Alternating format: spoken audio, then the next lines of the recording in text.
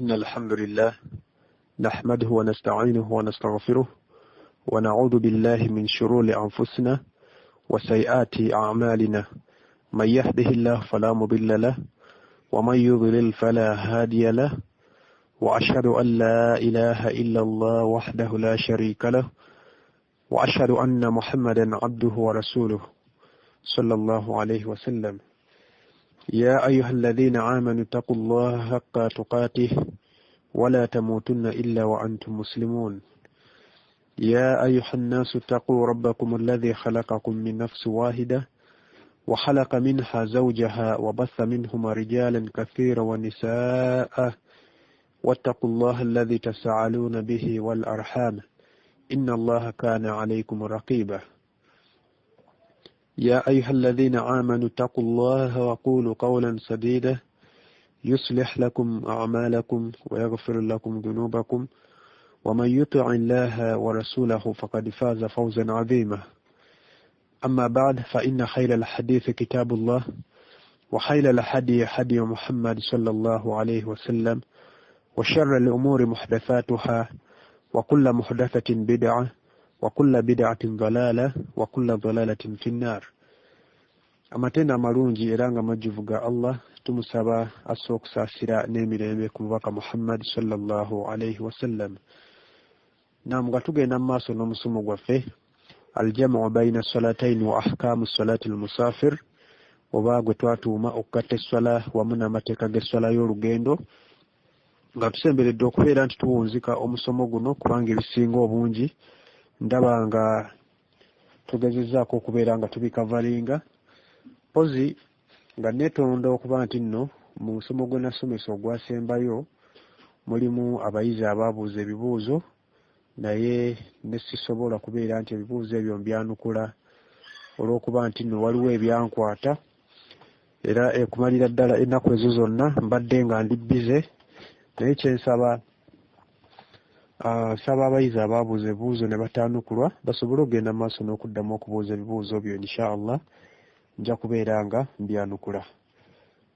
Kusinziira ku musomo gwe twakomako ezimu ku nsonga ze twatunuulira ze twasembayo okubeera nga tutunuulira zensuubira nti ffenna twazitegeera bulungi, ng'ensonga ezo zaali zigezaako okutulaga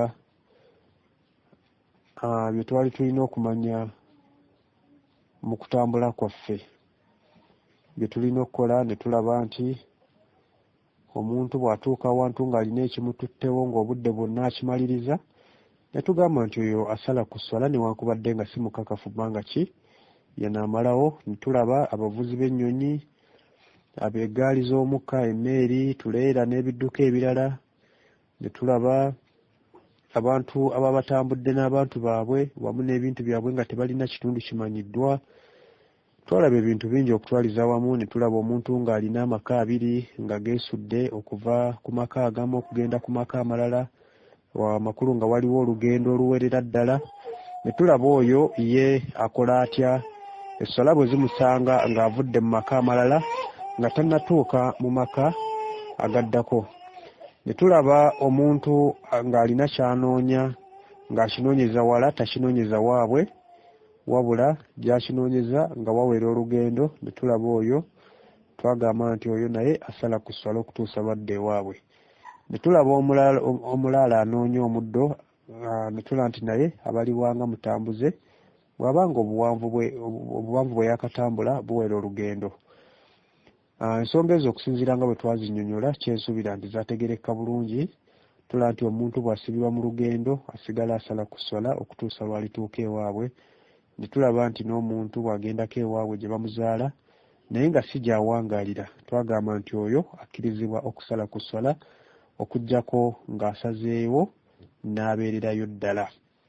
N'olwekyo barakallahu fiikum, oluvannyuma lw'okuba nti n'ensonga ezo twaziraba era kyensuubira nti zategerekka bulungi, omusomo gwa leero tugenda kugulaba mu bufunze era nga biidhinillahi subhanahu wa ta'ala omusomo guno tugenda kubeera nga tugukomekkereza mu wiiki eno yennyini, tusobole okubeera nga tugenda mu maaso n'emisomo emirala. Kyenaalibadde nsuubira nti olw'okuba kati tuli mu mwezi ogwa Shaaban nga oluvannyuma lwagwo tugenda kuba tuyingira Ramadan tusuubira okutandika okubeera nga tufuna emisomo egy'okwetegekera okusiiba kwaffe.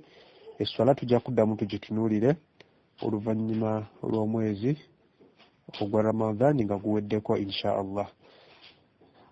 Okusinziira bwe twakomaawo nga bwe mbadde ngezaako okuba nti tuzaamuko akatambi mabega tulabe bye twagezaako kavaringa, tugenda kubeera nga tulaba okujjukira esswala ng'oli mu lugendo oba ng'otuuse gy'olaga ng'era bwe nasuubiza okubeera nti ensonga gye nzizaako oluvannyuma lw'ezo ze tulabye waggulu.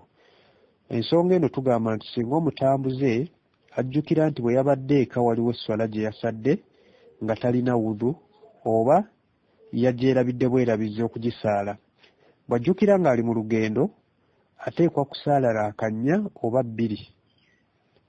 Ekyo nno ekibuuzo bwe kityo bwe kiri. Bw'ajjukira ng'ali mu lugendo ateekwa kusaala raakanya oba bbiri. Ekyokulabirako, omusiraamu atandise safaari ng'okugeza agenda Kabaale, abadde ava Kampala, era asimbudde ku ssaawa nga 8 nga dhuhuri emaze okutuuka, era nga tannasimbula amaze kugisaala. Bw'amaze n'asimbula, bw'atuuse mu maaso eyo n'ajjukira nti dhuhuri gye yasadde nga tannasimbula yagisadde talina wudu. Omutambuze oyo jjukira nti kati agenda kugiriira mu kkubo.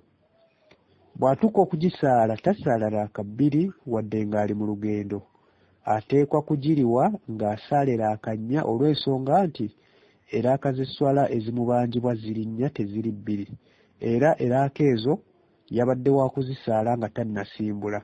Naye olw'ekizibu ky'okuba nti yagisadde eka nga talina wudu, abadde ateekwa okugiriwa nga bwe yabadde ateekwa okugisaala oba nga bwe yabadde eteekwa okusaalibwa. Nga tolina wudu nga weerabidde nakwo kuba kugyerabira, oba ne yeebaka n'emuyitako omutango gwayo kugisaala bw'aba nga ajjukidde oba nga azuukuse. Ekyo ndowooza kitegerekese bulungi nnyo. Barakallahu fiikum. Mu ngeri y'emu, singa wabaawo esswala ekuyitako ng'oli mu lugendo, okugeza ng'ogyerabidde oba osadde tolina wudu, ekyokulabirako, emabega bw'ogijjukira ng'otuuse amakulu ng'otuuse eka, bw'oba ogiriwa osaala raaka za lugendo. Amakulu osaale raaka 2, ntegeeza esswala ezisalwako nga dhuhuri, asuli na isha, kubanga wano oba oliwa ate esswala eno we yabadde ekukakatibwako zaabadde raaka 2, kuba wabadde mu lugendo, n'olwekyo liwe ekibadde kikubanjibwa nazo za raaka 2 oba nazo ze raaka 2. Kati kino kyetegereze bulungi nnyo. Barakallahu fiikum. Bwe tugamba okuliwa esswala tutegeeza kuliira ddala ekyo ekikubanjibwa. N'olwekyo singa esswala yabadde ya lwatu, bw'oba ogiriwa era osoma mu lwatu, kakibe nga obudde bw'ogiriddemu, amakulu bw'ogiriddemu esswala y'obudde obwo si ya lwatu. N'esswala ez'ekyama nazo bwe zityo, bw'oziriira mu budde bw'esswala ez'olwatu osoma mu kyama. Olw'obujulizi buno, Abu Sa'id sahabi ono agamba nti lumu nga bali ne Nabbi sallallahu alaihi wasallam mu lutalo, embeera ne bakalubako obudde obusaala dhuhuri ne asuli ne bubabula, olutalo lwanyinyitira amakulu, olutalo lwanyinyitira akalembereza baakafuna luvannyuma lwa njuba kugwa. Nabbi sallallahu alaihi wasallam yayita Bilaali n'amulagira okwaziina ne basaala esswala ya dhuhuri. Kati Abu Sa'id wano agamba nti فأقام الظهر فصلاها فأحسن صلاتها كما كان يصليها في وقتها. Katuwano amakulu nti agamba nti Nabbi sallallahu alaihi wasallam n'ayimirizaawo esswala ya dhuhuri n'agisaalira ddala bulungi mu nsaala yaayo ng'era omuntu bwe yali badde agisaala mu budde bwayo. Amakulu okusooka okwaziina, okukema esswala, mpozi n'okusoma mu kyama ng'era bw'esaalibwa ng'oli tali wandiwe. Jjukira obudde buno bwali bwa magribi, naye yasaalwa kyama. Bwe bamala n'amulagira n'akima esswala ne basala asir ne maghrib okutuusa hadithi eyo gyekoma. Naye nga hadithi eno mpanvu ngezezzaako okugifunza bwentyo, era ng'osobola ogisanga mu Sunani an-Nasaa'i ndowooza omulyango oba muzingo gwa 2 ku namba 17, ne mu Ahmad omuzingo gwa 3 namba 49, ne Ibn Huzaima ku namba 1073, ne mu bitabo bya hadithi ebirala mpozi ne mu fiqh sunna namwo omujaladi ogusooka namba 261. Wa barakallahu fiikum wa jazakumullahu khair. Okufunza ensonga eno okuliwa esswala mu mbeera oba okuliwa esswala mu mbeera ebbiri ng'ogijjukidde nga bwe tunyonyodde kwa mbeera nnya, era embeera ezennya ngenda zinnyonnyola wammanga wano mu bufunze. Esooka bw'ojjukira esswala nga wabadde mu lugendo, bw'ojjukira esswala nga wabadde mu lugendo n'ogijjukira mu lugendo eyo bw'oba ogiriwa ogisalako. Ekyokubiri, bw'ojjukira esswala nga toli mu lugendo era n'ogijjukira nga toli mu lugendo eyo bw'oba ogiriwa togisalako. Ekyokusatu, bw'ojjukira esswala nga yakuyiseeko mu lugendo, bw'ojjukira esswala nga yakuyiseeko mu lugendo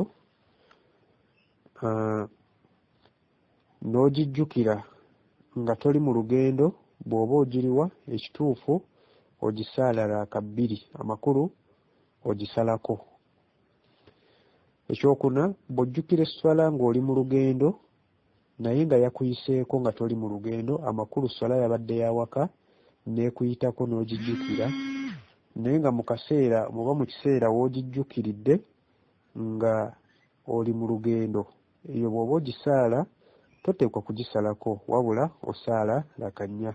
Okunnyonnyola okulungi bwe kuti kusange mu Sharhul Mumta omuzingo ogwokuna namba 383, oba mu Salatul Mu'min omuzingo ogwokubiri osome okuva ku namba 677 paka ku 678. Wa barakallahu fiikum wa jazakumullahu khair. Kati n'ensonga endala gye ngenda okutunulako era nga oba oliawo gye ngenda okusembyayo olwaleero, nga bwe nagambye omusomo gwaffe olwaleero tugenda kugufuna mu bufunze, y'ensonga y'okutambula ku lunaku lw'ejjuma. Ekibuuzo kyali kigamba nti omusiraamu akkirizibwa okutambula safaari ku lunaku lw'ejjuma? Okwanukula, okutambula safaari ku lunaku lw'ejjuma si kibi, kikkirizibwa ebbanga owa safaari lyamala nga tannawulira kwaziina kwa kuyita bantu kugenda kusaala jjuma. Bw'awulira okwaziina nga tannasimbula ateekwa buteekwa kumala kusaala jjuma. Ekyo ndowooza kitegeerekese bulungi. Ejjuma ate si yateeka ku muntu ali mu safaari, olwa hadithi eno wammanga, nga hadithi eno an Abi Hurayrata radiyallahu anhu an-Nabiy sallallahu alayhi wa sallam laysa ala musafir jumu'ah, laysa ala musafir jumu'ah. Hadithi eyo amakulu gaayo nga bwe tugambye nti eva ku Abi Hurayra agamba nti omutambuze takakatibwako jjuma. Obujulizi obulaga nti bw'aba tannasimbula n'awulira okwaziina ateekwa kumala kusaala bwe buno.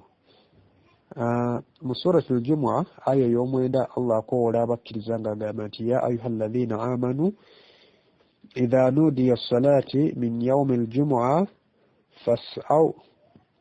fas'aw ila dhikrillah.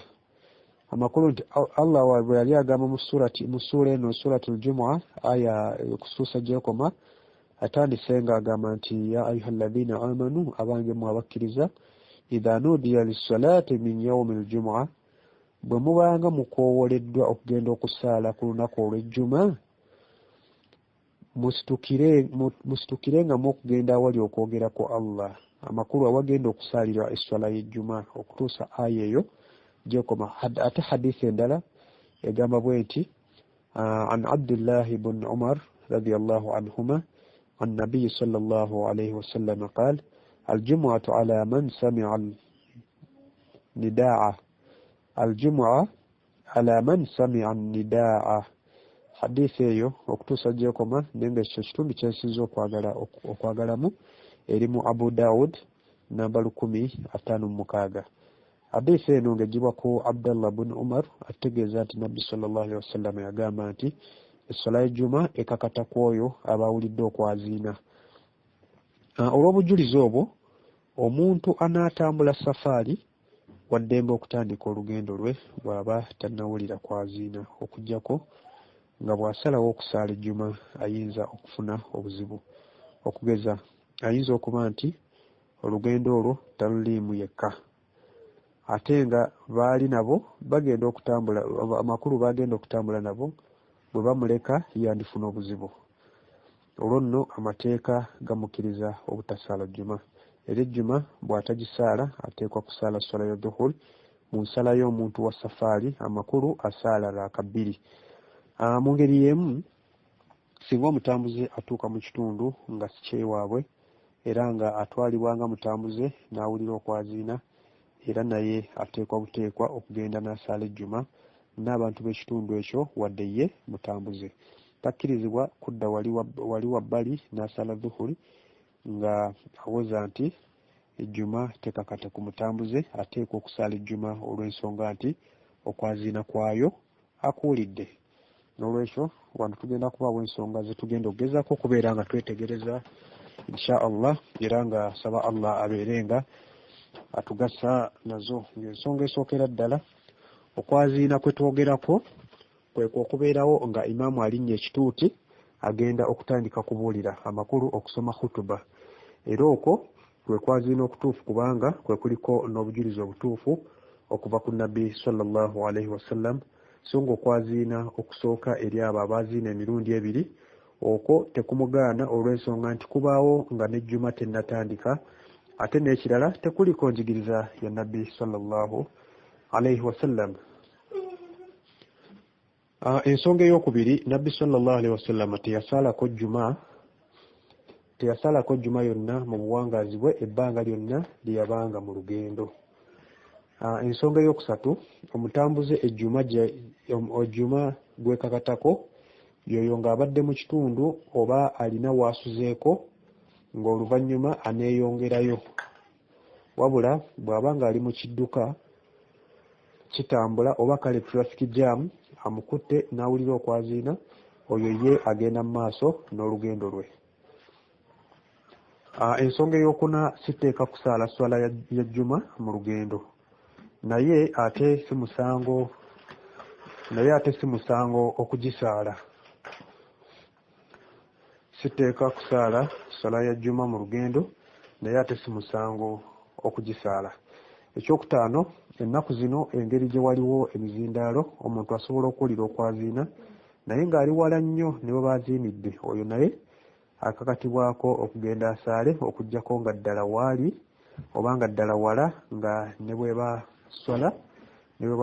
swala ya jjama nayo tasobola kugenda kugisaala.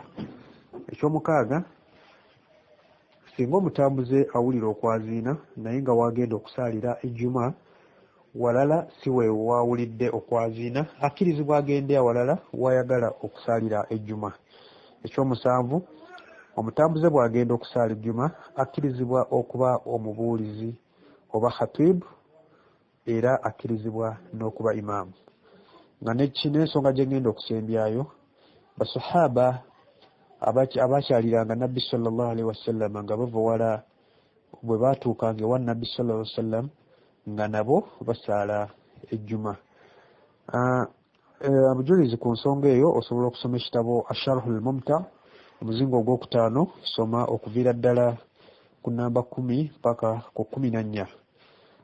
Oba mu fiqh sunna osome omuzingo ogusooka, soma kuviira ddala ku 573 mpaka ku 574. Oba mu Tamamul Minna fiqh al-kitab, oba osobola okusoma mu Salatul Mu'min muzingo ogwokubiri n'obeera ng'osoma ku 748 mpaka ku 749. Oba al-Mawsu'a omuzingo ogwokubiri 343 mpaka ku 344. Naam, waliwo ne kino nakyo kankireete tukyetegereze bulungi nnyo. Barakallahu fiikum. Ku nnamba esooka tukinnyonnyodde nti okwaziina okwokubiri tekuliko njigiriza ya Nabbi sallallahu alaihi wasallam, naye kwavaawa. Kuba kino badde nsuubira abantu okwewuunya ensonga eno, era babadde nsuubira nti bagenda gireetako ekibuuzo, y'ensonga lwaki nkomyewo sooke nnyonnyola ensonga eno. Okwaziina kuno kwavaawa? Obujulizi obulaga we kwava we buli, era ng'eyakutandikawo ye Khalifa Uthman, omukulembeze owookusatu oluvannyuma lwa Nabbi sallallahu alaihi wasallam. Oli yandyebuuzizza nti lwaki ensomesa ezimu zikigaana ate nga Nabbi sallallahu alaihi wasallam atulagira okwekwata ku nkola ye n'enkola y'abasigire be oba amakulu ba sahaba. Kati bwe tukujjawo tuba tetujeemedde basigire ba Nabbi sallallahu alaihi wasallam?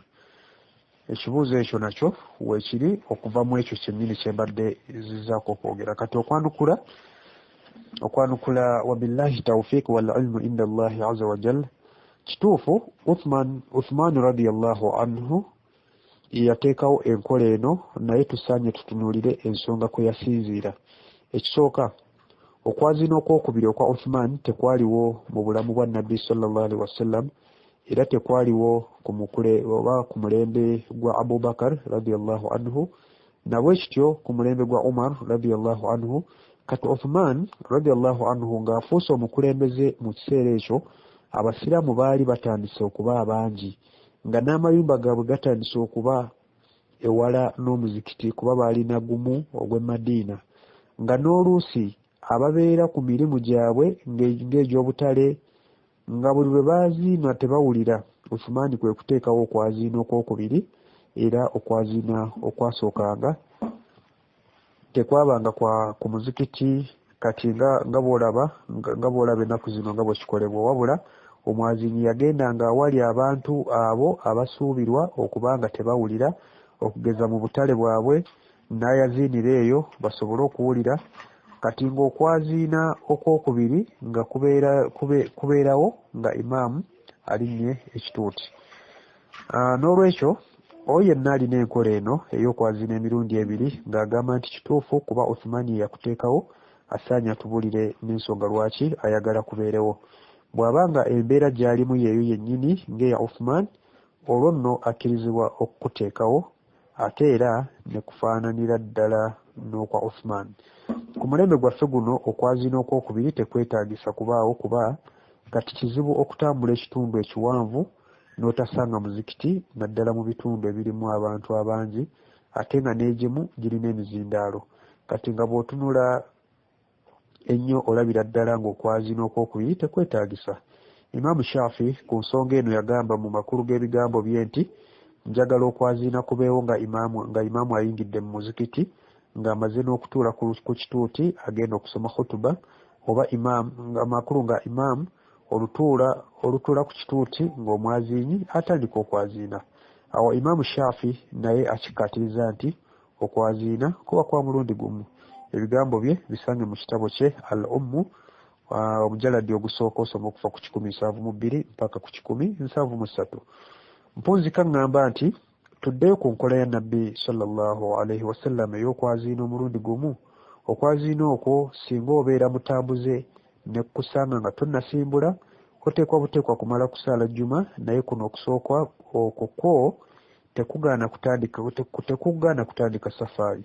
Ensonga y'okwaziina okw'omulundi ogwokubiri okwa Uthman kusange mu Fathul Bar hadith namba 912 ne Ajibatu Nafi'a, osome kuva ku page ya 2 mpaka ku 26 insha Allah. Pozi waliwo ekibuuzo naye ekibuuzo kino insha Allah tujja kukitandikirako mu musomo gwaffe ogunaddirira. Nja kusaba Allah atuwe obuwangaazi era atusinkanye nga tukyali balamu, tusobole okubeera nga tuddamu okusinkana, tubeere nga tumaliriza ensonga eno, era nga omusomo gwaffe guno ogw'olwaleero gubadde musomo gwa 13 kitundu kya 13, era nga kyekiddirira ekisembayo insha Allah tumusaba Allah tugasse n'ebigambo ebyo era atuwa okubikolerako innahu waliyu dhalika wal qadiru alayhi. Allahumma amin. Assalamu alaikum wa rahmatullah.